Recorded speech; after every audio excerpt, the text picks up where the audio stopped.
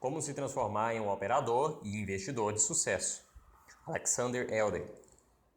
Entenda a psicologia do mercado, técnicas poderosas de negociação. Introdução. 1. Operar nos mercados, a última fronteira. Você pode ser livre. Você pode viver e trabalhar em qualquer lugar do mundo. Você pode ser independente em relação à rotina e não prestar contas a ninguém. Esta é a vida de um operador de mercado bem-sucedido. Esse é o sonho de muita gente, mas poucos chegam lá. Os amadores olham para uma tela de cotação e veem milhões de dólares cintilando à sua frente. Buscam o dinheiro e perdem. Buscam novamente e perdem mais. Perdem porque o jogo é difícil, ou por ignorância, ou por falta de disciplina. Se esse é o seu caso, escrevi esse livro para você. Como comecei a negociar com ações? No verão de 1976, dirigi o carro de Nova York para a Califórnia. Joguei alguns livros de psiquiatria, era meu primeiro ano como médico residente em psiquiatria, vários romances e um exemplar de How to Buy Stocks, de Angel, na mala do meu velho Dodge. Mal sabia eu que aquela velha brochura com as páginas marcadas pelo uso, que me havia sido emprestado por um amigo advogado, mudaria a certa altura o curso da minha vida. Esse amigo, por sinal, era o oposto perfeito do toque de Midas. Qualquer investimento em que tocasse, fazia água. Devorei o livro de Angel em acompanhamentos espelhados pelos Estados Unidos, terminando em Loyola, uma praia na costa do Pacífico. Não sabia nada sobre o mercado de ações e a ideia de ganhar dinheiro pensando logo se apoderou de mim. Eu crescera na União Soviética, numa época em que esse país era, nas palavras de um ex-presidente dos Estados Unidos, o Império do Mal. Odiava o sistema soviético e queria sair do país, mas a imigração era proibida. Entrei na universidade aos 16 anos, formei-me na faculdade de medicina aos 22 anos, completei minha residência e engajei-me na tripulação de um navio como médico. Agora podia escapar. Fugi do navio soviético em Abdakhan, Costa do Marfim. Corri rumo à embaixada americana pelas ruas atulhadas e poeirentas de uma cidade pontuária da África, perseguidos pelos meus colegas de tripulação. Os burocratas da embaixada hesitaram e quase me desenvolveram aos soviéticos. Resisti, puseram-me no esconderijo e por fim no avião para Nova York. Desembarquei no Kennedy Airport em fevereiro de 1974 e chegando na África com roupas de verão na mochila e $25 no bolso. Falava um pouco de inglês, mas não conhecia viva alma. Não tinha ideia do que eram ações, títulos, futuros ou operações e às vezes tinha uma sensação estranha só ao olhar as notas de dólares em minha carteira. No meu velho país, ser flagrado com algumas delas na carteira podia render-lhe 3 anos na Sibéria. A leitura de How to Buy Stocks abriu para mim um mundo inteiramente novo. De volta a Nova York, comprei minha primeira ação, foi da KindCare. Desde então, estudei avidamente os mercados e negociei com ações, opções e, de um tempo para cá, principalmente com futuros. Minha carreira profissional prosseguia em trilha separada. Completei minha residência em psiquiatria num grande hospital universitário, estudei no Instituto Psicanalítico de Nova York e atuei como editor de livros do principal jornal de psiquiatria dos Estados Unidos. Hoje, passo boa parte do tempo operando nos mercados e vou para meu consultório de psiquiatria de frente ao Carnegie Hall, apenas umas poucas tardes por semana, depois do fechamento dos mercados. Adoro a clínica psiquiatra, mas me dedico principalmente aos mercados. Aprender a operar nos mercados foi uma longa jornada, com altas vertiginosas e baixas dolorosas. Ao avançar ou rodar em círculos, várias vezes bati com a cara na parede e reduzi a quase zero minha conta de investimentos. Sempre que voltava a exercer alguma função no hospital, juntava dinheiro, lia, pensava, fazia alguns testes e voltava a operar nos mercados. Meu desempenho melhorava aos poucos, mas o grande avanço ocorreu quando percebi que o segredo do sucesso estava em minha própria mente, em vez do disco rígido de um computador. A psiquiatria proporcionou-se alguns insights sobre operações de mercado que compartilharei com os leitores. Você realmente quer alcançar o sucesso?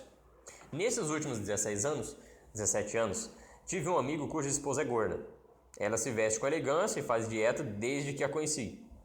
Garante que quer perder peso e não come bolo ou batata na frente dos outros. Mas quando por acaso a surpreendo na cozinha, sempre a vejo atacando alguma guloseima. Ela jura que quer emagrecer, mas continua tão gorda como quando vi pela primeira vez. O prazer imediato de comer é mais forte para ela do que a satisfação prolongada do emagrecimento, inclusive os benefícios para a saúde. A mulher de meu amigo lembra-me de muitos operadores de mercado que sempre reafirmam a intenção de ganhar dinheiro, mas continuam fazendo negociações impulsivas, rendendo-se às vibrações efêmeras de jogar nos mercados. As pessoas se enganam e brincam consigo mesmas. Mentir para os outros é péssimo, mas iludir-se é insensatez.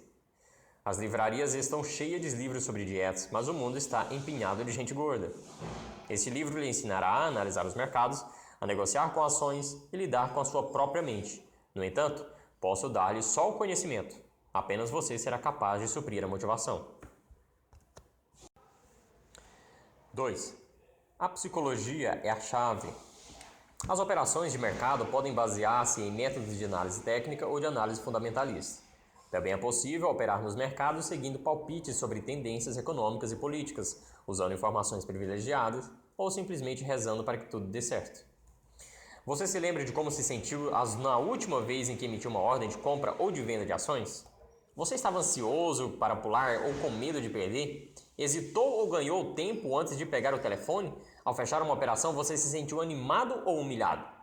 Os sentimentos de milhares de investidores se fundem em enormes ondas psicológicas que movimentam os mercados. Saindo da montanha russa. A maioria dos investidores gasta boa parte do tempo em busca de oportunidades. Ao entrarem no mercado, perdem o controle da situação e choram de dor ou vibram de alegria. Assim, cavalgam uma montanha russa emocional e perdem o elemento essencial da vitória, o gerenciamento das emoções. A incapacidade de gerenciar a si próprios leva à má gestão do dinheiro investido em ações. Se a sua mente não estiver sintonizada com os mercados, ou se você ignorar as mudanças na psicologia de massa das multidões, você não terá nenhuma chance de ganhar dinheiro nas operações do mercado. Todos os profissionais vitoriosos estão conscientes de enorme importância da psicologia nas operações do mercado. Todos os amadores, fracassados, a ignoram.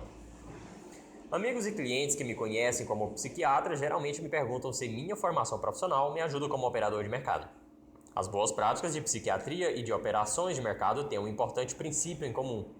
Ambas focam a realidade e insistem em ver o mundo como ele é, em vez de como gostaríamos que fosse. Para viver uma vida saudável, é preciso viver com os olhos abertos. Para ser um bom operador de mercado, é necessário operar com os braços abertos, reconhecer as verdadeiras tendências e reversões, e não perder tempo e energia com arrependimentos e desvaneios. Jogo de homem? Os registros das corretoras mostram que os operadores de mercado, em sua maioria, são homens. Os arquivos de minha empresa de treinamento, Financial Trading Seminars, confirmam que mais ou menos 95% dos operadores do mercado são do sexo masculino. Por esse motivo, os leitores verão que quase sempre uso o pronome masculino ele nos episódios e casos em todo esse livro. Evidentemente, não há aqui nenhuma intenção de desrespeito em relação às muitas mulheres bem-sucedidas nos mercados. A porcentagem de mulheres é mais alta entre investidores institucionais, empregadas de banco e de instituições financeiras em geral. Com base em minha experiência, contudo, as poucas mulheres que se envolvem em operações de mercado geralmente alcançam mais sucesso que os homens. As mulheres precisam de muita energia para atuar nesse feudo masculino. As operações de mercado são semelhantes a certos esportes radicais e perigosos, como paraquedismo, montanhismo, mergulho. Também, essas atividades atraem não uma maioria de homens, menos de 1% dos praticantes são mulheres. Os homens são atraídos para esportes arriscados em nossa sociedade cada vez mais regulada. O Dr. David Klein, sociólogo da Universidade de Michigan, foi citado pelo New York Times com a seguinte declaração: à medida que o trabalho torna-se cada vez mais rotineiro, mais recorremos à recreação em busca do senso de realização. Quanto mais seguro e monótono fica o trabalho, mais as pessoas buscam atividades de lazer em que a diferenciação e as decisões individuais, o espírito da aventura e a empolgação desempenham um papel importante.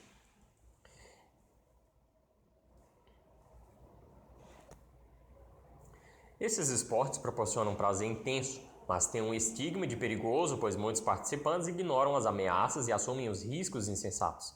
O Dr. John Tong, cirurgião ortopédico em Oregon, que estudou acidentes entre praticantes de voo livre, descobriu que as chances de morte aumentam Entre os pilotos mais experientes que tendem a correr maior riscos, os atletas que pretendem praticar esportes radicais devem seguir algumas regras de segurança. Quando se reduzem os riscos, reforça-se o senso de realização e controle. O mesmo se aplica a operações de mercado. Você será bem-sucedido nas operações de mercado apenas se lidar com essa atividade como um empreendimento intelectual sério. Os investimentos emocionais são letais. Para ajudar a garantir o sucesso, pratique a gestão financeira defensiva. O bom investidor em ações observa seu capital com tanto cuidado quanto um mergulhador profissional monitora suas reservas de oxigênio. Como esse livro está organizado? O sucesso nas operações de mercado ergue-se sobre 3 pilares: A. Psicologia, B. Análise do mercado e sistema de negociação e C. Gestão do dinheiro. Este livro ajudará a explorar essas 3 alicerces. O capítulo 1 apresenta um novo método para gerenciar suas emoções como operador de mercado. Eu o descobri em minha prática como psiquiatria. Ele foi muito útil para mim em minhas operações de mercado e estou certo de que também será proveitoso para os leitores. O capítulo 2 descreve a psicologia das multidões dos mercados. O comportamento de massa é mais primitivo do que o comportamento individual. Quando se compreende como se comportam as multidões, torna-se possível lucrar com as reversões de humor nos mercados e evitar ser levado no roldão pelas emoções. O capítulo 3 mostra como os padrões de gráficos revelam o comportamento das multidões. A análise técnica clássica é psicologia social aplicada, como as pesquisas de opinião. Linhas de tendência, gaps e outros padrões de gráficos refletem efetivamente o comportamento das multidões. O capítulo 4 ensina métodos modernos de análise técnica computadorizada. Os indicadores fornecem ideias mais profundas sobre psicologia de massa do que a análise técnica. Os indicadores de comportamento de tendência ajudam a identificar tendências de mercado, ao passo que os osciladores mostram quando as tendências estão a ponto de sofrerem reversões. Os volumes de negociações e os contratos em aberto também refletem o comportamento das multidões. O capítulo 5 concentra-se nesses aspectos, assim como na passagem do tempo dos mercados. O ciclo de atenção das multidões é muito breve e o investidor que relaciona mudanças de preço e tempo desfruta de vantagem competitiva. O capítulo 6 foca as melhores técnicas dos analistas do mercado de ações. Elas podem ser especialmente úteis para os investidores em futuros de índice de ações e em opções. Os indicadores de sentimentos que medem as opiniões dos investidores e operadores de mercado são delineados no capítulo 7. As multidões seguem tendências e quase sempre vale a pena juntar-se à massa quando os preços estão em movimentação. Os indicadores de sentimento mostram quando é hora de desagarrar-se, antes que o rebanho deixe de perceber importante reversão. O capítulo 8 revela 2 indicadores patenteados. O Elder Hay é um indicador baseado em preços que mede o poder dos touros e ursos, abaixo da superfície dos mercados. O índice de força, Force Index, mede preços e volumes. Mostra se o grupo dominante no mercado está ficando mais forte ou mais fraco. O capítulo 9 apresenta vários sistemas de negociação. O Triple Screen é o meu próprio método. Eu tenho usado há anos. Esse e outros sistemas mostram como selecionar transações e identificar pontos de entrada e de saída. O capítulo 10 trata-se de gestão de dinheiro. Esse aspecto essencial das operações de mercado bem-sucedidas é negligenciado pela maioria dos amadores. Pode-se dispor de um sistema de negociações brilhante, mas se a gestão do dinheiro for ruim, uma breve sequência de perdas talvez destrua seus investimentos. Operar nos mercados sem adequada gestão do dinheiro é como atravessar descalço um deserto. Você está a ponto de gastar muitas horas na leitura desse livro. Quando deparar com ideias que lhe pareçam valiosas em situações específicas, submeta-se a um teste crucial, sua própria experiência. Você pode converter esses conhecimentos em algo exclusivamente seu, ao questioná-los na prática. 3. As chances estão contra você. Por que será que a maioria dos operadores de mercado perde dinheiro e some do mercado? 2 razões são emoção e insensatez nas negociações, mas há uma terceira. Os mercados de fato estão ajustados para que a maioria dos investidores perca dinheiro. A indústria de operações de mercado mata os operadores de mercado com comissões e slippage. A maioria dos amadores não acredita nisso, da mesma maneira como os camponeses medievais não admitiam que minúsculos germes invisíveis pudessem matá-los.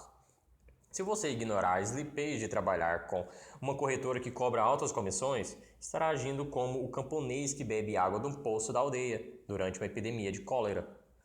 Pagam-se comissões para entrar e sair das negociações. Slippage é a diferença entre o preço pelo qual se coloca uma ordem e o preço pelo qual se executa uma ordem. Quando se emite uma ordem com limite, ela é executada ao preço estipulado ou não é executada. Quando se está ansioso para entrar ou sair do mercado e se emite uma ordem ao mercado, ela geralmente é executada a preço pior do que o vigente no momento da colocação. A indústria de operações de mercado drena enormes quantias dos mercados. Bolsas, reguladores, corretoras e assessores vivem à custa dos mercados, enquanto gerações de operadores de mercado continuam desaparecendo. Os mercados precisam de novas levas de perdedores, da mesma maneira como os construtores das antigas pirâmides do Egito necessitavam de novos sortimentos de escravos. Os perdedores deixam o dinheiro no mercado, o que é necessário para a prosperidade do setor. Jogo de soma negativa. Corretoras, bolsas e assessores promovem campanhas de marketing para atrair mais perdedores para o mercado. Há quem diga que as negociações com o futuro são um jogo de soma zero. Contam com o fato de que a maioria das pessoas sentem-se mais esperto do que a média e espera ganhar num jogo de soma zero. Num jogo de soma zero, os vencedores ganham tanto quanto perdem os perdedores. Se você e eu apostarmos $10 na direção da próxima variação de 100 pontos no índice Dow Jones, um de nós receberá 10 e o outro pagará 10. A pessoa mais inteligente deverá ganhar o jogo durante determinado período de tempo. As pessoas acreditam na propaganda da indústria de investimentos em renda variável sobre o jogo de soma zero, mordem a isca e abrem contas de investimentos. Não percebem que investir em renda variável é um jogo de soma negativa. Os ganhadores recebem menos do que os perdedores porque a indústria suga dinheiro dos mercados. Por exemplo, a roleta dos cassinos é um jogo de soma negativa porque o cassino reembolsa de 3 a 6% de todas as apostas. Essa característica torna a roleta imbatível a longo prazo. Você e eu entramos no jogo de soma negativa se apostarmos os mesmos $10 na direção da próxima variação de 100 pontos no índice Dow Jones, mas, em vez de transacionarmos diretamente um com o outro, aceitarmos a intermediação de corretoras. Quando acertarmos as contas, o perdedor pagou $13 e o ganhador recebeu $7, enquanto duas corretoras sorriam felizes em seu doce balanço a caminho do banco. Comissões e slippage são para os operadores de mercado, o que a morte e impostos são para todos nós. O investidor em ações precisa sustentar a corretora e a máquina das bolsas antes de ganhar o primeiro tostão. Em termos simples, melhor do que a média não é suficiente. Você precisa ficar alguns anos luz à frente da multidão para ganhar no jogo de soma negativa. Comissões. Leve em conta comissões totais de $12 a $100 em cada contrato futuro negociado. Os grandes investidores que trabalham com corretora de desconto pagam menos. Os pequenos investidores que trabalham com corretoras de serviços integrais pagam mais. Os amadores ignoram as comissões enquanto sonham com lucros poupudos. As corretoras argumentam que as comissões são minúsculas em relação ao valor dos contratos objeto. Para compreender o papel das comissões, é preciso comprá-las com sua margem, não o valor do contrato. Por exemplo, você pode pagar $30 para negociar um único contrato de milho, 5.000 alqueires, valendo mais ou menos $10.000. A corretora dirá que $30 de comissão é menos de 1% do valor do contrato. Na verdade, você precisará depositar cerca de $600 para negociar um contrato de milho. A comissão de $30 representa 5% da margem. Isso significa que será necessário ganhar 5% do capital aplicado na negociação simplesmente para atingir o ponto de equilíbrio. Caso você negocie com milho 4 vezes por ano, terá de gerar lucro anual de 20% para não perder dinheiro. Muita pouca gente consegue isso. Muitos gestores de recursos de terceiro dariam os olhos da cara para retorno anuais de 20%. As pequenas comissões não são ninharias desprezíveis, são grandes obstáculos ao sucesso. Muitos amadores pagam 50% ou mais do tamanho de seus investimentos em comissões por ano. se resistirem durante tanto tempo. Mesmo as comissões com desconto representam grandes obstáculos ao êxito das operações do mercado. Já ouvi corretores rirem de investidores que fazem das tripas corações apenas para empatar no jogo. Empenhe-se para garantir as comissões mais baixas possíveis. Não tenha vergonha de barganhar pelas menores taxas. Já ouvi muitos corretores se queixarem da falta de clientes, mas poucos clientes se queixam da falta de corretores. Diga à sua corretora que é do interesse dela cobrar comissões mais baixas, pois você sobreviverá e continuará cliente por muito tempo. Desenvolva um sistema de negociação em que as transações sejam menos frequentes. Slippage. A slippage dá mordidas de piranha ou de tubarões na sua conta de investimentos, sempre que você entra ou sai do mercado. Slippage significa que suas ordens são executadas a preços diferentes dos vigentes no momento da colocação. É como pagar $0,1 por uma maçã no hortifruti, embora o preço indicado na prateleira fosse 0,2. 3 são os tipos de slippage: comum, resultante da volatilidade e criminosa. A slippage comum resulta do spread entre os preços de compra e venda. Os operadores da sala de negociações mantêm 2 preços no mercado: o preço de venda e o preço de compra. Por exemplo, sua corretora pode apresentar-lhe uma cotação de 390,45 para um contrato SP 500 de junho. Se você quiser comprar um contrato no mercado, pagará pelo menos 390,50. Se você quiser vender no mercado, receberá 390,40 ou menos. Como cada ponto vale $5, o spread de 10 pontos entre o preço de venda e o preço de compra transfere $50 do bolso para os operadores da sala de negociações. É o preço que lhe cobram pelo privilégio de entrar e sair do mercado. O spread entre o preço de venda e o preço de compra é legal. Tende a estreitar-se nos grandes mercados de alta liquidez, como o de SP 500 e o de bônus, e a ampliar-se em mercados com volumes menores, como o de suco de laranja e cacau. As bolsas de valores alegam que o spread é o preço da liquidez, a capacidade de negociar a qualquer momento. As negociações eletrônicas acenam com a promessa de cortar a slippage. A slippage aumenta com a volatilidade dos mercados. Os operadores da sala de negociações conseguem mais quando os mercados se tornam mais velozes. No momento em que os mercados começam a correr, a slippage rompe o teto. Quando o SP dispara ou despenca, é possível que você seja atropelado por slippage de 20 ou 30 pontos, e não raro de 100 pontos ou mais. O terceiro tipo de slippage é provocado por atividades criminosas dos operadores da sala de negociações. Muitas são as maneiras de roubar o dinheiro dos clientes. Alguns lançam os maus negócios nas contas deles e ficam com os bons negócios. Esse tipo de manipulação e outros jogos criminosos foram descritos recentemente no livro Brokers, Bagman and Bowles, de David Grazing e Larry Morse.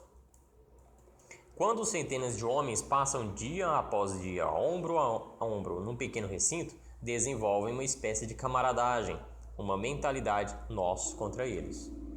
O apelido que os operadores da sala de negociações deram aos forasteiros demonstra que nos consideram menos do que humanos. Chamam-nos de papel. Como em vamos receber a visita de algum papel hoje? Esse é o movimento por que você deve proteger-se.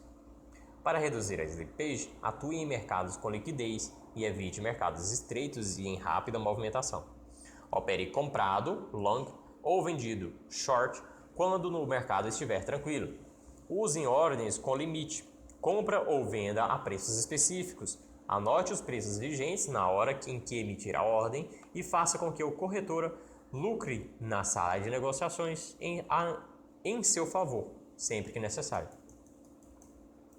Perda total. A slippage e as comissões transformam as operações de mercado em algo parecido com nadar em águas infestadas de tubarões. Vamos comparar um exemplo de conversa de corretor com o que acontece no mundo real. O enredo é mais ou menos o seguinte: um contrato de ouro futuro cobre cerca de 100 onças de ouro. 5 indivíduos compram um contrato cada um de alguém que vende a descoberto 5 contratos. O preço do ouro cai $4 e o comprador se retira, perdendo $4 por onça ou 400 por contrato. O investidor inteligente que vendeu os 5 contratos a descoberto cobre a posição e ganha 400 por contrato.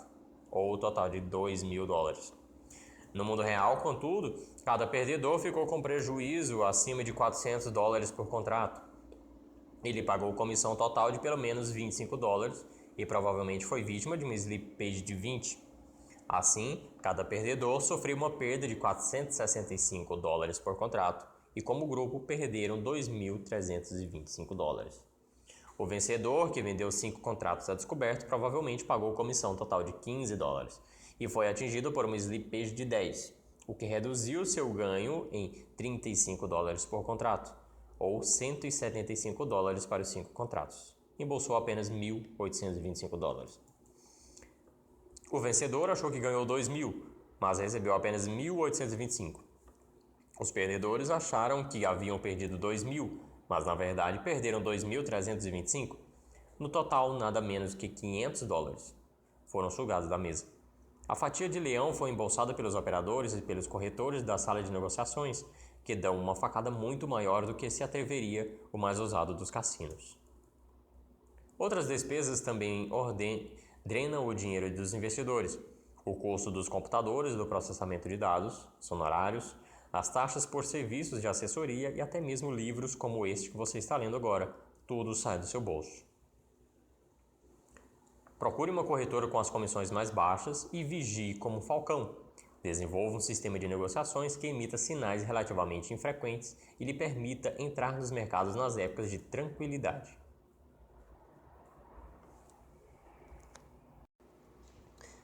4. Psicologia individual. Por que operar nos mercados? Operar nos mercados parece ilusoriamente fácil. Quando o iniciante ganha, ele se sente brilhante e invencível. Então assume riscos insensatos e perde tudo. As pessoas operam nos mercados por muitas razões, algumas racionais e muitas irracionais. As operações de mercado oferecem a oportunidade de ganhar muito dinheiro em pouco tempo. E dinheiro simboliza liberdade para muita gente, ainda que geralmente não se saiba o que fazer com a liberdade. Se você souber operar nos mercados, será capaz de fazer seus próprios horários, viver e trabalhar onde quiser e nunca depender de um chefe. Operar nos mercados é uma busca intelectual fascinante. Xadrez, pôquer e palavras cruzadas, tudo numa única mesa. As operações de mercado atraem os adeptos de quebra-cabeças e enigmas. As operações de mercado atraem quem assume riscos e repelem quem evita riscos. As pessoas comuns acordam de manhã, vão para o trabalho, almoçam, voltam para casa, tomam uma cerveja e jantam, veem televisão e vão dormir. Quando ganham um pouco mais de dinheiro, aplicam a sobra na poupança. O operador de mercado arrisca o capital. Muitos deles são solitários que abandonam a certeza do presente e mergulham no desconhecido. A autorrealização. A maioria das pessoas tem um impulso inato para dar o melhor de si para desenvolver ao máximo suas habilidades. Este impulso, além do prazer do jogo e da atração pelo dinheiro, impele os operadores de mercado a desafiar os mercados. Os bons operadores de mercado tendem a ser trabalhadores e astutos. Estão abertos a novas ideias. Paradoxalmente, o objetivo de um bom operador de mercado não é ganhar dinheiro. Seu propósito é operar bem. Se operar bem, o dinheiro será uma consequência natural. Os operadores de mercado bem-sucedidos aprimoram continuamente suas habilidades. Dar o melhor de si e realizar todo o seu potencial é mais importante do que ganhar dinheiro. Um dia, um operador de mercado residente em Nova York disse: "Se a cada ano eu ficar meio ponto percentual mais inteligente, serei um gênio quando morrer." Essa motivação para o autoaprimoramento é a marca registrada do operador de mercado bem-sucedido. Um operador de mercado profissional do Texas convidou-me para ir ao seu escritório e disse: "Se você se sentar do outro lado da mesa enquanto eu opero durante o dia, terá dificuldade em saber se estou ganhando ou perdendo." Ele chegou a um nível em que ganhar não animava e perder não deprimia. Estava tão concentrado em operar certo e em melhorar suas habilidades que o dinheiro não mais afetava suas emoções. O problema com a autorrealização é que muita gente tem resíduos de autodestruição.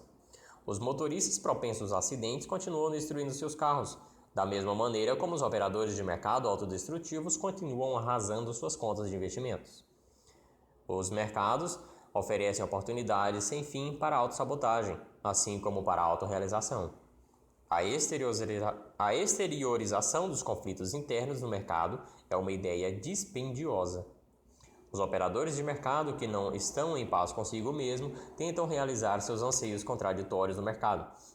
Se você não souber para onde está indo, terminará em algum lugar em que não quererá estar. 5. Fantasia versus realidade. Se um amigo com pouca experiência em agricultura lhe disser que pretende alimentar-se com os produtos cultivados em seu pequeno sítio, logo lhe ocorrerá o receio de que ele fique com fome. Todos sabemos que só pode extrair certa quantidade de suco de uma laranja. A única área em que os adultos dão asas à fantasia é nos investimentos em renda variável. Outro dia, um amigo me disse que pretendia sustentar-se com sua conta de investimentos no valor de $6.000. Quando tentei mostrar-lhes a futilidade de seu plano, ele logo mudou de assunto. Embora seja um analista brilhante, recusa-se a perceber que sua agricultura intensiva é suicida. Em seu esforço desesperado para ser bem-sucedido, assume posições muito arriscadas. E a mais leve oscilação do mercado, sem dúvida, o deixará em situação difícil. O investidor bem-sucedido é realista. Sabe que suas capacidades são limitadas. Vê o que está acontecendo no mercado e sabe reagir aos fatos. Analisa os mercados sem recorrer a atalhos. Observa suas próprias reações e faz planos realistas. O investidor profissional não se dá ao luxo de alimentar ilusões. Quando um amador leva alguma paulada e recebe as primeiras chamadas de margem, ele perde a confiança, fica medroso e começa a desenvolver algumas ideias estranhas sobre os mercados. Os perdedores compram, vendem ou perdem oportunidades graças às suas ideias fantásticas.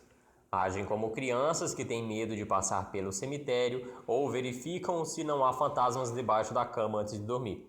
O ambiente não estruturado dos mercados facilita o desenvolvimento de fantasias. A maioria das pessoas que foi criada na civilização ocidental tem fantasias semelhantes.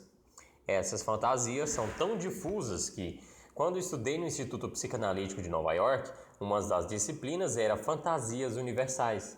Por exemplo, muita gente cultiva na infância a fantasia de que foi adotada, em vez de concebida pelos pais. As fantasias parecem explicar um mundo hostil e impessoal, consolam as crianças, mas impedem que vejam a realidade. As fantasias influenciam nossos comportamentos, mesmo que não estejam conscientes delas. Durante minhas conversas com centenas de investidores em renda variável, sempre os ouvi manifestar várias fantasias universais. Distorcem a realidade e impedem as negociações bem-sucedidas. O operador de mercado bem-sucedido deve identificar suas fantasias e livrar-se delas. O mito do cérebro. Os perdedores que sofrem do mito do cérebro lhe dirão: perdi porque não conhecia os segredos das operações do mercado. Muitos perdedores desenvolvem a fantasia de que os operadores do mercado bem-sucedidos têm alguns conhecimentos secretos. Essa fantasia contribui para que sustentem um próspero mercado de serviços de assessoria e de pacotes de sistemas de negociação. O operador de mercado, desmoralizado a toda hora, sacode o talão de cheques e vai à compra em busca de operações de mercado secretas. São os mais propensos a enviar $3.000 a charlatães para adquirir sistemas de negociações computadorizados imperdíveis. Quando a novidade se autodestrói, não hesitem em efetuar outra remessa para receber um manual científico que explica como parar de perder e transformar-se em verdadeiro incidez, capaz de ganhar em todas as oportunidades, contemplando a Lua, Saturno e até Urano. Os perdedores não sabem que operar nos mercados é intelectualmente muito simples. É mais fácil do que extrair um apêndice, construir uma ponte ou defender uma ação judicial nos tribunais.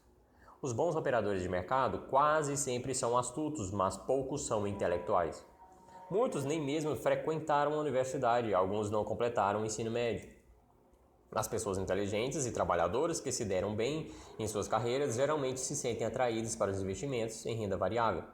Em média, os clientes das corretoras estão na faixa dos 50 anos, são casados e concluíram algum curso universitário. Muitos têm pós-graduação e são donos dos próprios negócios. Por que cargas d'água esse pessoal inteligente e trabalhador fracassa nos investimentos em renda variável? O que distingue os vencedores dos perdedores não é a inteligência nem fórmulas secretas. E de certo não é o nível de escolaridade. O mito da subcapitalização. Muitos perdedores acham que seriam bem-sucedidos se tivessem mais dinheiro para operar nos mercados. Todos os perdedores são expulsos do jogo depois de uma sequência de perdas ou após uma grande perda isolada. Em geral, depois que o amador está fora do jogo, o mercado reverte e movimenta-se em direção esperada. E o perdedor começa a dar chutes em si mesmo ou no corretor. Se tivesse sobrevivido mais uma semana, teria ganhado uma bolada. Os perdedores interpretam as reversões como validação de seus métodos.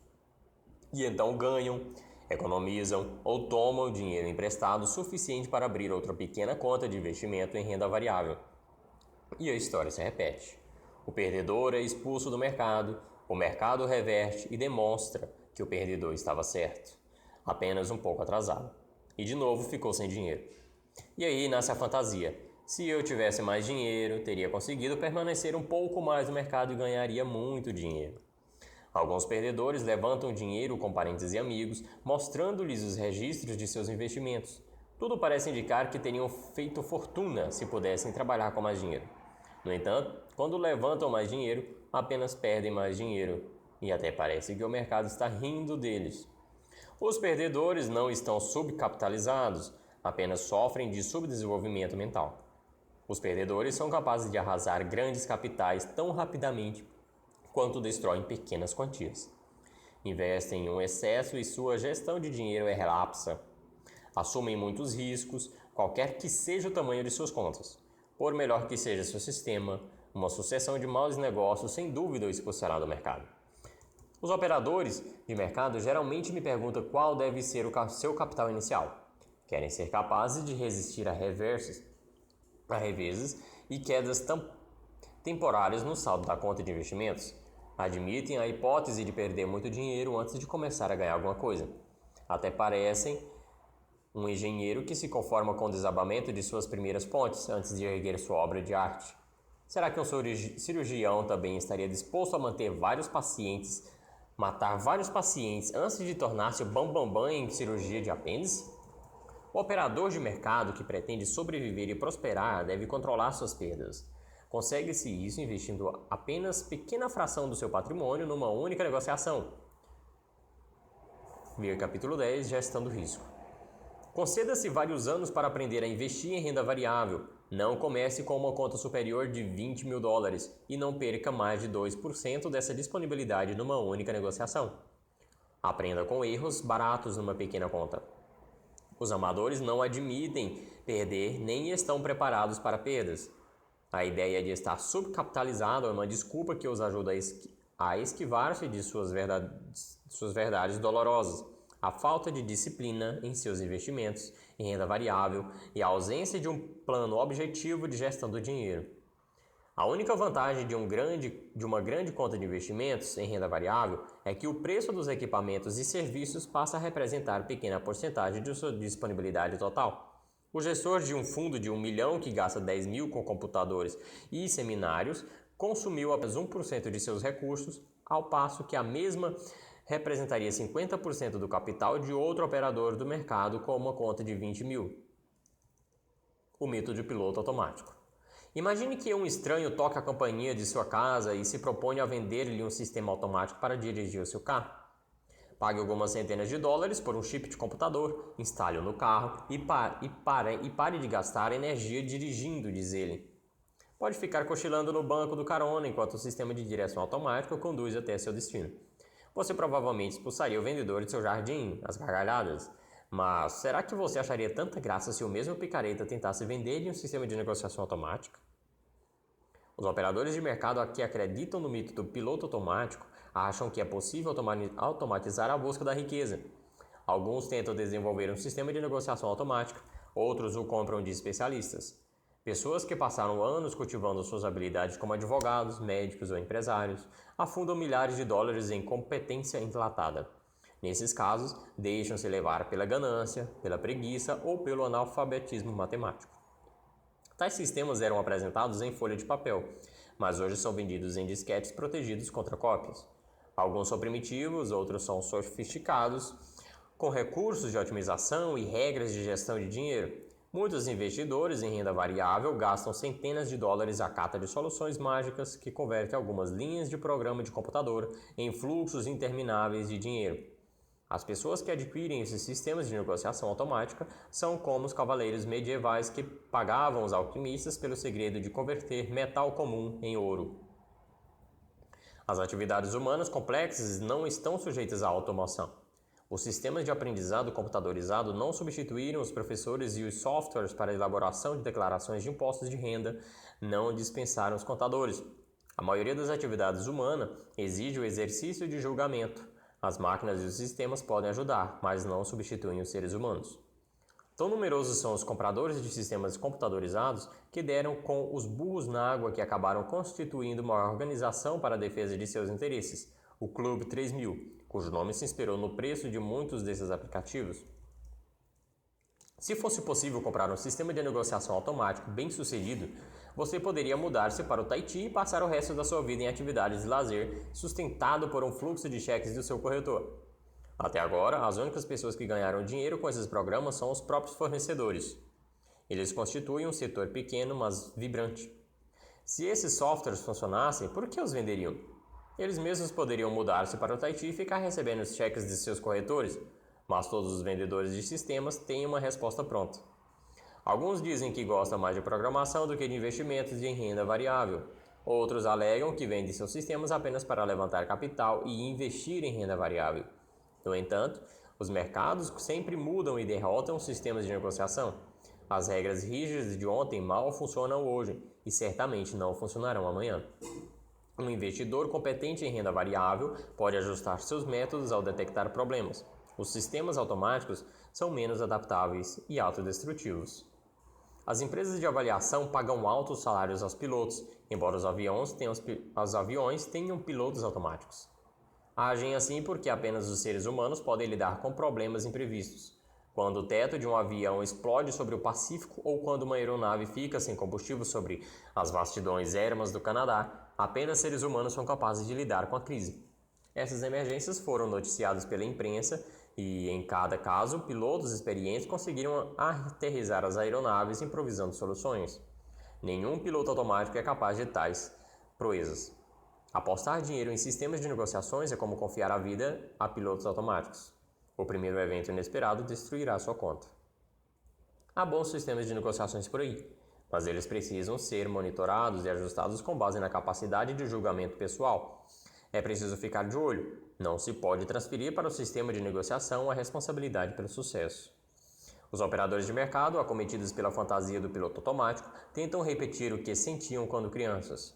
Inspirados pela imagem da mãe que atendia às suas necessidades de comida, carinho e conforto, tentam agora recriar a experiência no anseio de ficar de papo para o ar e receber o fluxo do lucro, da mesma maneira como desfrutavam do aconchego do leite materno, morno e gratuito. Mas o mercado não é mãe solícita.